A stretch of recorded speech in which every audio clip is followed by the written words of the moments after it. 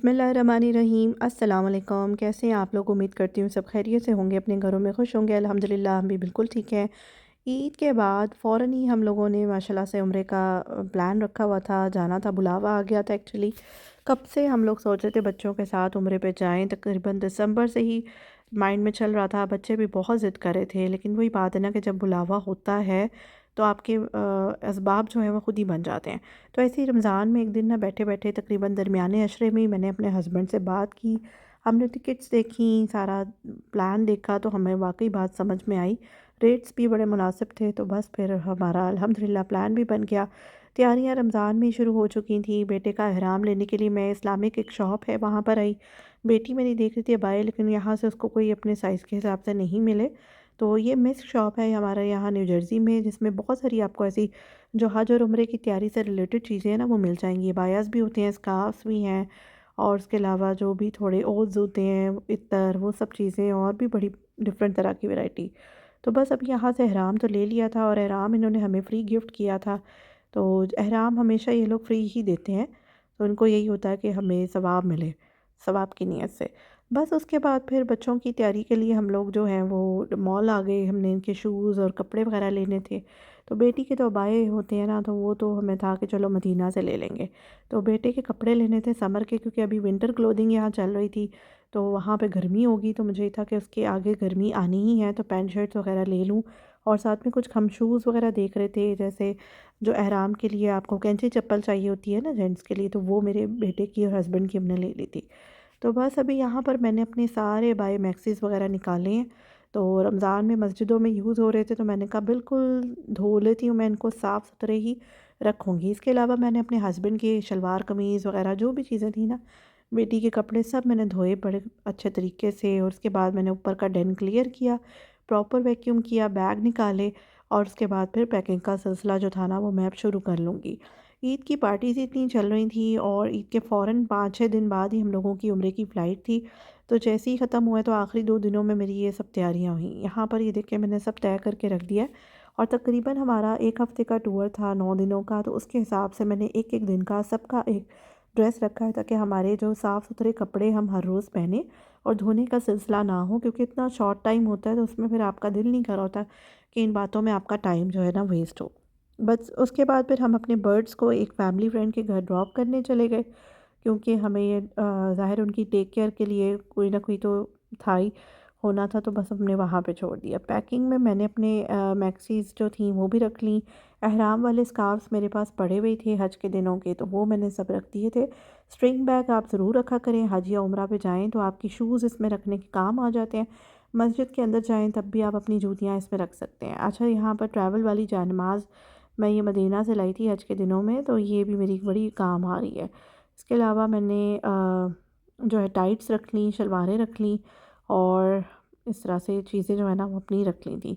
कुछ आप हमेशा जब भी जाएँ 2-3 अपने एक्स्ट्रा पेयर ऑफ शूज़ ज़रूर रखें। वैसे तो वहाँ मिल जाते हैं, लेकिन ये होता है ना कि आपके अगर पैर बड़े सेंसिटिव हैं, आप बहुत ज़्यादा कंफर्टेबल पहनना पसंद करते हैं, तो फिर ये होता है कि अपनी एहतियाती तौर पे चप्पलें जो हैं वो ज़्यादा ले जाएँ। सॉक्स हो गई हैं, साथ में हिजाब, कैप्स और पिन्स हो गई हैं, pain killer, ointments, olive oil वगैरह। अच्छा, वैसे एहराम वाले स्कार्फ्स होते हैं ना, इसके साथ ना आपको पिन की ज़रूरत पड़ती है ना कैप की, तो मैंने तो वैसे ही एहतियाती तौर पे रख लिया था।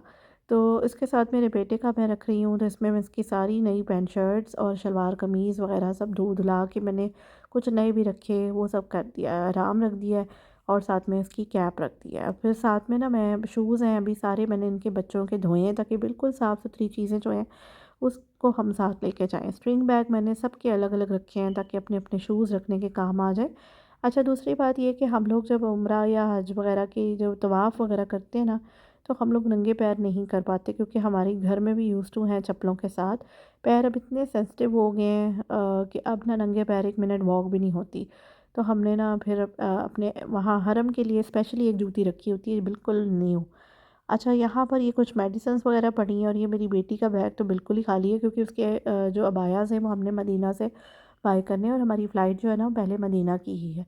ट्रैवल जानमाज़ एक उसकी भी रख ली है, अभी मेरे हस्बैंड की और बेटे की नहीं है, तो मैं सोच रही थी मदीना से ही मैं दोबारा ले लूँगी। तो बस ये तैयारी करने का भी बड़ा ही मज़ा आता है। अल्लाह पाक के वहाँ पे अपने घर जाना होता है, इतनी मुक़द्दस जगह है तो उसकी तैयारी का अपना ही एक मज़ा है। पहले हम लोग हज पे गए थे, हज के व्लॉग्स आप लोगों ने देखे ही होंगे, मैंने अपने चैनल पर शेयर किए हैं। अगर नहीं देखे तो मैं लिंक भी डाल दूँगी यहाँ पर, आप ज़रूर देखिएगा। 2 साल पहले हम लोगों ने अल्हम्दुलिल्लाह हज भी कर लिया था। और हज में हम लोग पाकिस्तान से गए थे, वहाँ से हमने पैकेज लिया हुआ था बच्चे जो कि घर वालों के ड्रॉप करके जाना था बच्चों को, तो वही हमें सूट करता था। और उस वक्त छुट्टियाँ भी गर्मियों की हो चुकी थी बच्चों की, इसलिए हमारा इरादा था कि हम ना फिर इनके स्कूल टाइम में जब हज आएगा तो बड़ा मुश्किल हो जाता है, हम यहाँ पे बच्चों को छोड़ के नहीं जा सकते थे, तो इसलिए हमने पहले ही इस तरह कर लिया। अच्छा, ये बर्तनों वाले जो, सॉरी बर्तन कह रही हूँ, कपड़े धोने वाले जो पॉट्स होते हैं ना, ये मैं रख रही हूँ एक्स्ट्रा के तौर पे। उसके साथ मैंने सूरह कहफ मेरे पास पड़ी हुई है, ये मैंने रख ली क्योंकि एक जुम्मा हमें मदीना में और एक मक्का में मिलेगा, तो मैंने सोचा था कि वहाँ पे मैं जुम्मे की नमाज के साथ सूरह कहफ भी पढ़ लूँगी। साथ में ये ज़िक्र इलाही की बड़ी अच्छी सी एक छोटा सा कार्ड है ये, इसमें बड़ी अच्छी ज़िक्र करने के लिए ना होती हैं कि आप इतनी दफ़ा ये पढ़ें, इतनी दफ़ा ये पढ़ें, तो खैर व बरकतें होती हैं, तो ये मैंने रख ली। कुछ मसनून दुआओं की बुक थी वो मैंने रख ली, और उसके अलावा यहाँ पर ये मैंने मेकअप रिमूविंग जो वाइप्स होते हैं आपकी, वैसे भी क्लेंजिंग हो जाती है, डिओड्रेंट स्टिक, परफ्यूम्स और सनस्क्रीन्स हैं, ओवरनाइट मास्क है, इस तरह की चीज़ें। अच्छा, आप जब भी वहाँ इस तरह के इलाकों में जाएँ तो वैसलीन का भी इस्तेमाल बड़ा फ़ायदेमंद रहता है, या फिर आपके कोई भी मॉइस्चराइज़र्स हैं, सनस्क्रीन ज़रूर रखा करें। तो साथ में मैंने कुछ मेकअप की चीज़ें भी रख ली थी ताकि काम आ जाएँ। और ये देखें, वैसलीन का ये मैंने लिप बाम रखा हुआ है, वैसे छोटी वैसलीन आप पर्स में रख सकते हैं क्योंकि होंठ जो है ना वो बड़े फटते हैं ऐसी जगहों पे, और ड्राइनेस हो जाती है अच्छी खासी। तो इस तरह की चीज़ें रखा करें। और साथ में पेपर सोप इस बार मैंने अमेज़ोन से मंगवा लिए थे, तो एक डिब्बी जो थी ना वो मैंने घर पे ही छोड़ दी, एक मैंने अपने हस्बैंड को दे दी और एक खुद रख ली थी।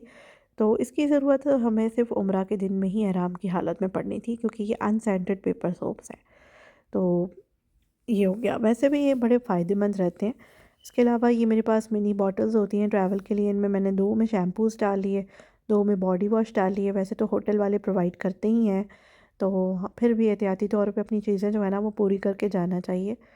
तो ये होता है कि वहाँ पर इतनी मुक़द्दस जगहों पे आपने इबादत करनी होती है, बड़ा आपका रहता ही है, तो फिर इस तरह की चीज़ों में ढूँढना, जानना बड़ा मुश्किल हो जाता है। अल्हम्दुलिल्लाह पैकिंग हो चुकी है कंप्लीट, और मैंने यहाँ पर अपनी सब चीज़ें रख दी हैं और सब कंप्लीट हो चुका है। बेटे की भी सारी तैयारी कंप्लीट हो चुकी है, और कुछ एक्स्ट्रा स्टफ़ था वो मैंने इसमें रख लिया था। पहले तो मैंने बनाए थे 4 बैग, फिर मैंने सोचा कि 1 बैग और बना लेती हूँ क्योंकि हमें वेट का कोई इशू नहीं था, और क्योंकि हम लोगों को पर पर्सन 2 बैग्स अलाउ थे, तो इसलिए मैंने सोचा कि 1 बैग बना लेती हूँ क्योंकि खजूरें भी लानी थी वापसी पे, कुछ गिफ्ट्स वगैरह भी होते ही हैं, कुछ अपनी शॉपिंग होती है, तो फिर ये होता है ना कि आपको फिर मसला नहीं रहता वेट का। तो बस अल्हम्दुलिल्लाह अब हम अपने इस सफ़र पर निकल चुके थे। अच्छा भी लग रहा था, एक्साइटमेंट भी थी, थोड़ी-सी आपको होती भी है घबराहट। पहले हम लोग हज पर गए थे तो हमारे साथ और भी फैमिली फ्रेंड्स गए थे, पूरा ग्रुप गया था। तो अब हम बच्चों के साथ जा रहे थे और थोड़ा-सा एक्साइटेड इसलिए थे क्योंकि काफ़ी टाइम बाद हम कोई इस तरह फैमिली ट्रिप कर रहे थे। तो अदरवाइज़ हम ग्रुप फॉर्म में अपनी फैमिली फ्रेंड्स के साथ ही कहीं न कहीं जा रहे होते हैं। तो इसमें हम लोग एक्साइटेड भी थे, और फिर ज़ाहिर है एक उम्रे का ट्रिप था, बच्चे भी बड़े खुश थे कि इतनी हॉली प्लेस पे हम जा रहे हैं जहाँ पे हमारा मतलब इतनी हमारी मुक़द्दस ज़मीन है ना वो। तो बस टर्किश एयरलाइन हम यूज़ कर रहे थे, वो भी हमारा फ़र्स्ट एक्सपीरियंस था, और अच्छा रहा था। एयरपोर्ट पे हम लोग थोड़ी देर बैठ गए, वेटिंग टाइम था, तो बच्चों ने कुछ खाने पीने की चीज़ें भी ले ली, तो हम लोग वेट भी करते रहे।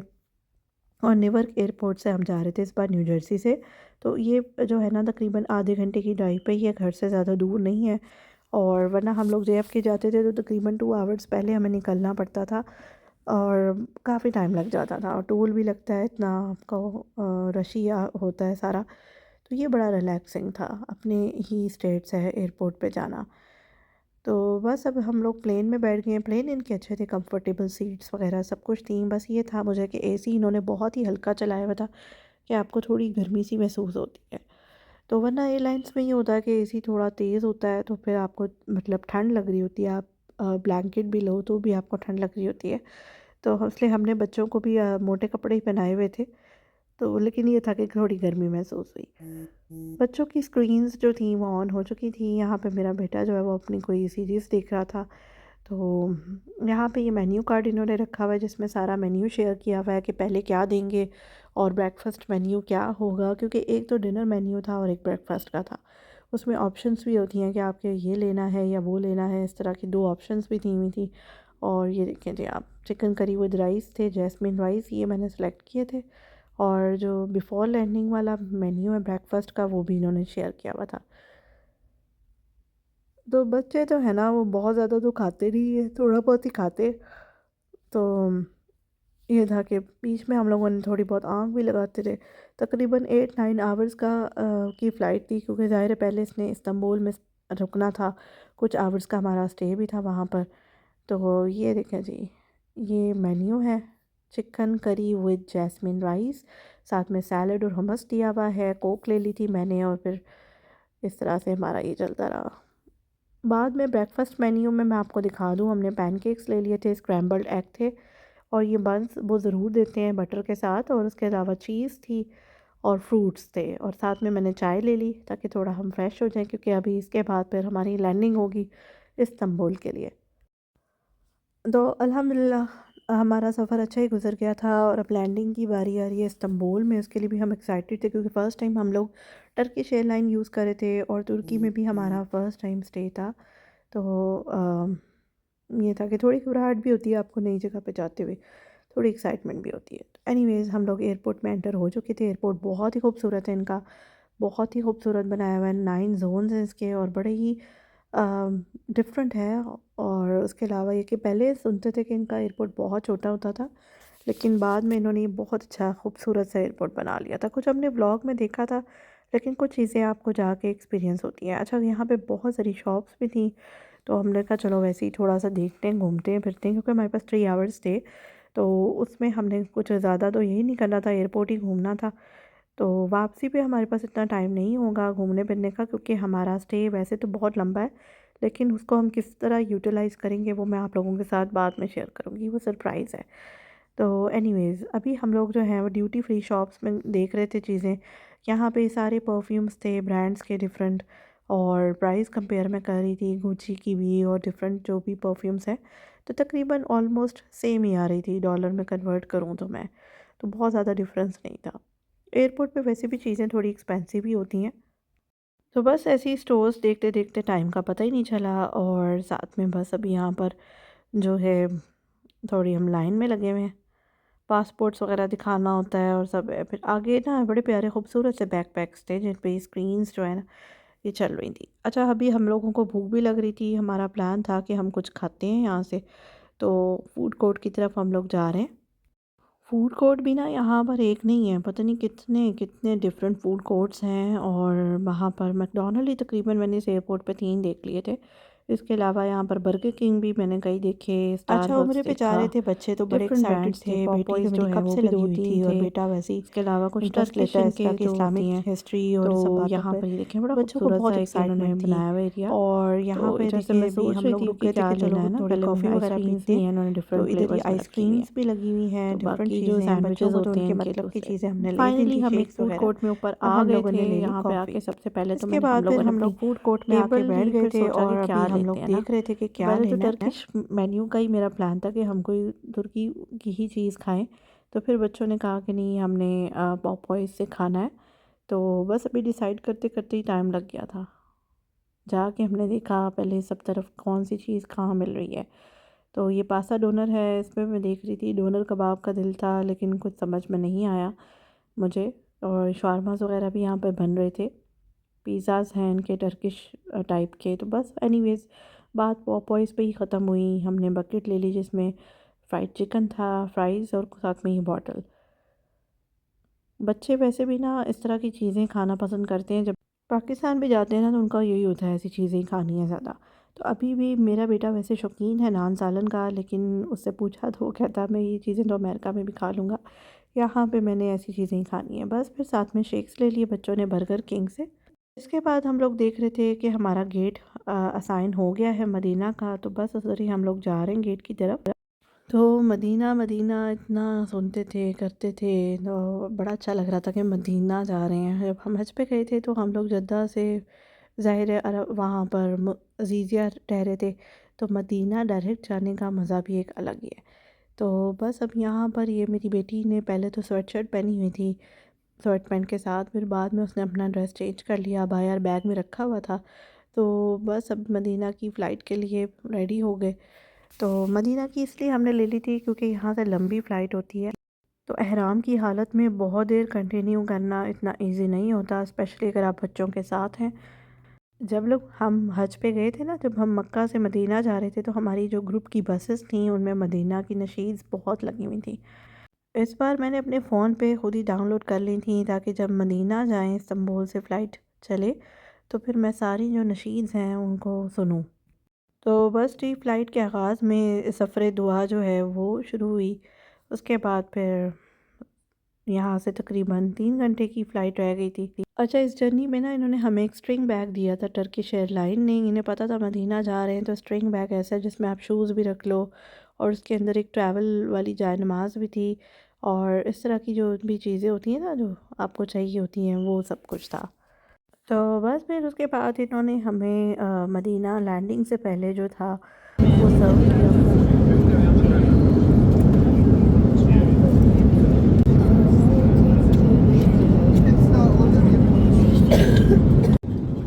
तो अल्हम्दुलिल्लाह मुक़द्दस मदीना में लैंडिंग हो रही थी। ये मंज़र इतना प्यारा खूबसूरत था, और कि आप बच्चों के साथ जा रहे हैं, बच्चों को दिखाएंगे वो जगहें। बच्चे भी बड़े एक्साइटेड थे अल्हम्दुलिल्लाह।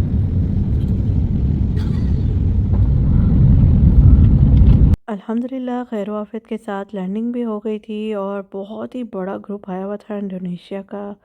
बहुत बड़े ग्रुप फॉर्म में सब ने एक जैसे कपड़े पहने हुए थे, चाहे वो जेंट्स हैं चाहे वो लेडीज़ हैं। उसके अलावा उनके हैंड बैग्स भी एक ही जैसे थे। तो जी आ गया मदीना। इंशाल्लाह अगले व्लॉग में आप लोगों के साथ मदीना टूर शेयर करूँगी। आई होप मेरा आज का व्लॉग आपको पसंद आया होगा। तो इंशाल्लाह फिर मिलते हैं अगली वीडियो में। दुआओं में याद रखिएगा, अपना बहुत ख्याल रखें। अल्लाह हाफिज़ एंड थैंक्स फॉर वॉचिंग।